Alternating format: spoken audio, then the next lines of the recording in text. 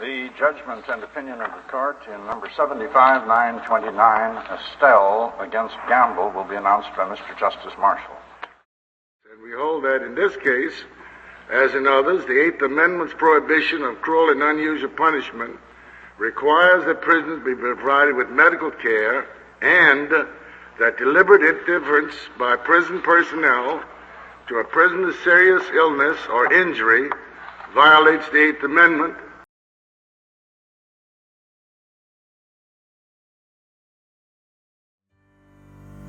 Full Contact Podcast, buckle up, you heard, like, follow, and share.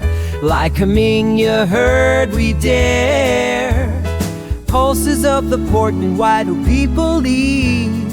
Crank up the truth with Beth and Steve. Welcome back to Lycoming Yaherd. I'm Steve Marshall. And I'm Beth Fulmer. Today we're going to be looking at something called deliberate indifference and how it relates to the Eighth Amendment, specifically right here in Lycoming County. You know, the Eighth Amendment's the one that says no cruel and unusual punishment, right? Well, we've got a story for you.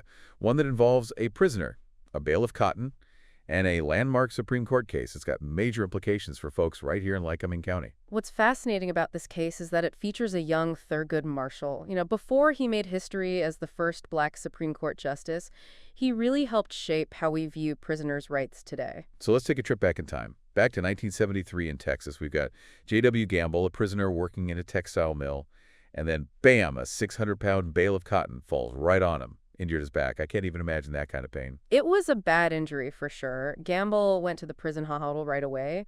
But the treatment, let's just say it wasn't exactly top-notch. They gave him some painkillers, checked him over a few times, but the pain just kept lingering. It got so bad he could hardly work. So Gamble, knowing his rights, decided to take action, right? That's right. He became his own lawyer, filed a lawsuit against the prison. His argument, their failure to give him proper medical care was basically cruel and unusual punishment.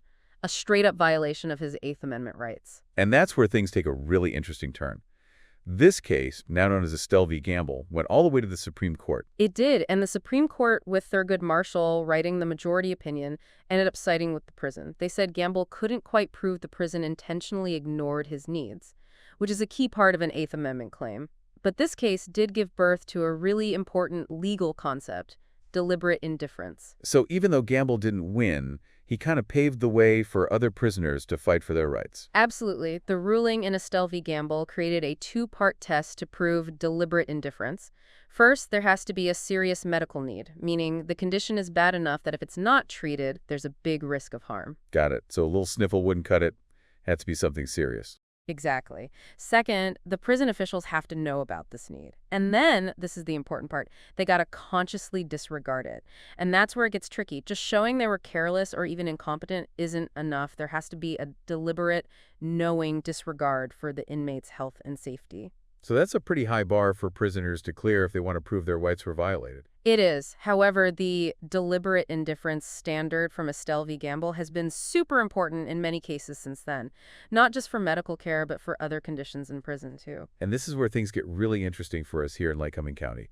A recent article in FAFO Media written by Mustin, Hale claims there's been deliberate indifference towards a veteran in the Lycoming County Prison. Yeah, the article says this veteran has PTSD and was denied the medication he needed. They also claim a prison psychiatrist dismissed his existing VA diagnosis and that he had a really hard time getting his own medical records. Wow. So thinking about Estelle v. Gamble, what would this veteran need to prove to win a lawsuit against Lycoming County? Two things. He'd have to prove he has a serious medical need, which in this case is PTSD, and that prison officials were deliberately indifferent to that need, meaning they knew about his PTSD and the dangers of withholding medication, but still chose to do it anyway. Sounds like a tough case to make. What kind of legal and financial trouble could Lycoming County be facing if this veteran wins? Well, first off, they'd be looking at big legal fees just to defend the lawsuit.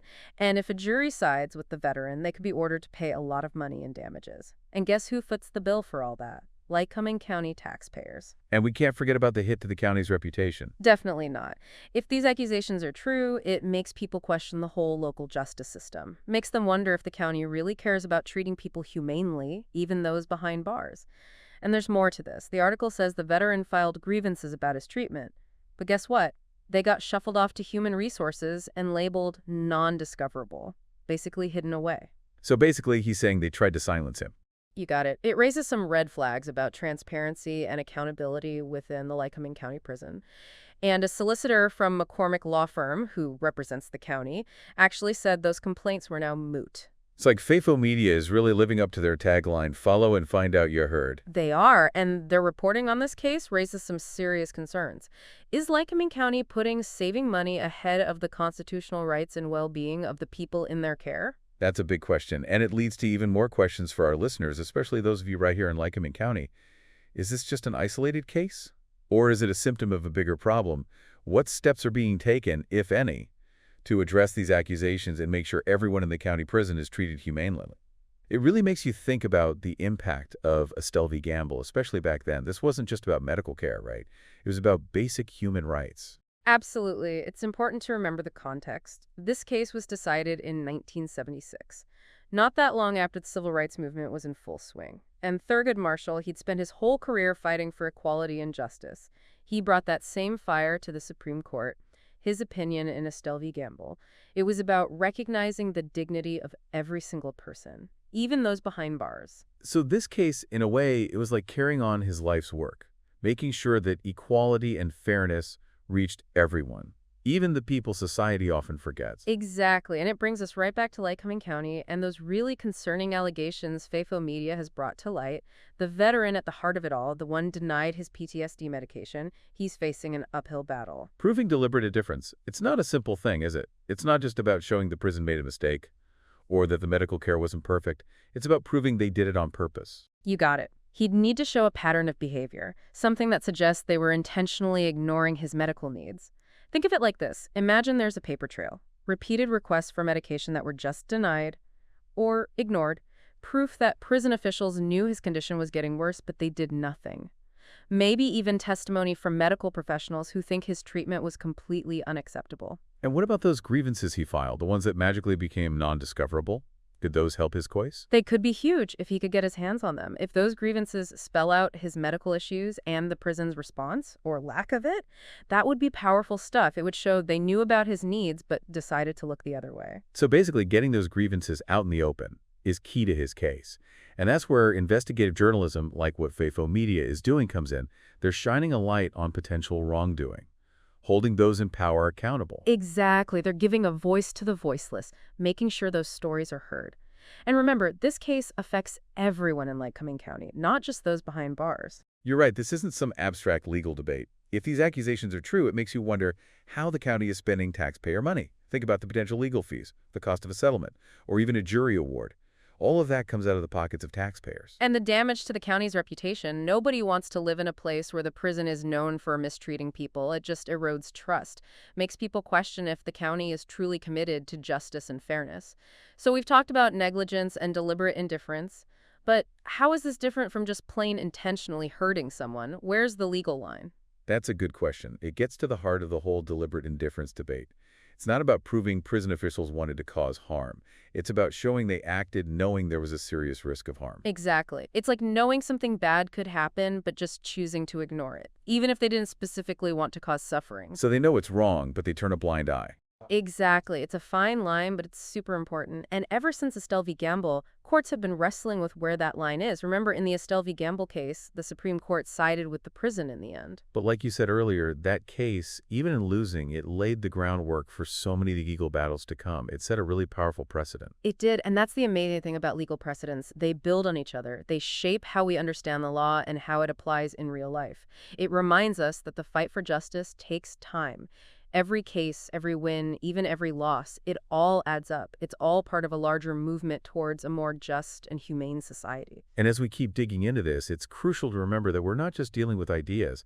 We're talking about real people, their lives, their well-being, their dignity. The outcome of this case in Lycoming County, it's not just about the people directly involved. It reflects on the whole community. Makes us ask some tough questions about ourselves, about how we treat the most vulnerable among us. And it forces us to think about our justice system, not just as a way to punish people, but also as a way to help them become better. What do we really want to accomplish by sending people to prison? What standards are we willing to accept for how they're treated? Those are some big questions, and there's no easy answers, but they're questions we have to grapple with. especially as we talk about prison reform. Definitely. In this Lycoming County case, it gives us a local lens to look at these big national issues. It's a reminder that the fight for justice and humane treatment, it's not just happening in courtrooms and legislatures. It's happening right here in our own communities. It's a reminder that we all have a part to play in making sure our institutions live up to our ideals. Knowledge is power, right? By staying informed, by asking questions, by getting involved, we can work together to create a more just and compassionate society for everyone. You know, going through this Lycoming County case, it really hits you. Deliberate indifference, it's not just a legal term. It's a moral one, too. It kind of forces us to look in the mirror, to confront some hard truths about how much we really care about others. And if we're willing to stand up for those who are often put aside and forgotten. You're so right. It's easy to just shut it out, the struggles of people in prison, to think they somehow deserve less compassion, less basic human decency. But the Eighth Amendment, especially how it's been used since Estelle v. Gamble and other cases, it makes us see things differently. It's a reminder that no matter what they've done, they're still human. They still have basic rights that need to be protected, even in prison. Exactly, and it highlights how important it is to hold our systems accountable for upholding those rights. Deliberate indifference isn't always about one cruel act. It can be about a whole system that allows that cruelty to continue. So it's about understanding that we all share the responsibility for the well-being of everyone in our society, including those who are incarcerated. Exactly, and that responsibility means more than just making sure they have food and shelter. It's about pushing for a system that focuses on rehabilitation, on helping them reintegrate into society, not just punishment and isolation. That's such an important point. It's about moving away from revenge and towards actually fixing things. It's about recognizing that the goal should be to help these individuals come back to society as productive, law-abiding citizens. You hit the nail on the head. A more humane approach to prison, one focused on rehabilitation, actually reduces the chances of people committing crimes again. It makes our communities safer and saves taxpayers money in the long run. So it's a win-win. But to get there, we have to change how we think about prisons and our obligations to the people in them. And that change starts with awareness. Cases like the one in Lycoming County, brought to light by journalists like those at FAFO Media, they force us to see what's really going on in our prisons. They make us ask some tough questions. They challenge us to look past the stereotypes, to see the humanity in people who have made mistakes. They remind us that justice is about more than just punishment. It's about fairness, compassion, and recognizing everyone's inherent dignity. As we wrap up this deep dive, what are some key takeaways for our listeners, especially here in Lycoming County? First, stay informed. Stay involved. Follow what's happening in this case. Ask questions. Demand transparency from your elected officials. Remember how we treat those in our custody. That says a lot about us as a community. We can't just ignore it. We have to actively work to create the kind of justice system we want. Absolutely. And second, never forget that the Eighth Amendment protects all prisoners from cruel and unusual punishment. Deliberate indifference is a legal tool that can be used to hold prisons accountable for things like providing proper medical care and keeping inmates safe from harm. And lastly, I think it's important to remember that this issue extends far beyond Lycoming County. It's part of a much bigger national conversation. We need to talk about how to create a more just and humane approach to incarceration. It's a conversation that we all need to be part of. By speaking up, by demanding accountability, by fighting for change, we can create a society that truly values every single person, no matter their circumstances. This deep dive has taken us on quite a journey through law, morality, and the human experience. It's a powerful reminder that even in the darkest corners, there's always hope for justice and compassion. That's a message worth remembering. Thanks for joining us on this deep dive. Stay curious, stay informed, and stay engaged. We'll catch you next time. The shore has no snooky, that's the word. And Missy Lane's sugar cookies slap, you heard. Like, follow, and share. Lycoming, you heard, we dare. Pulses up the port, and why do people leave? Crank up the truth with Beth and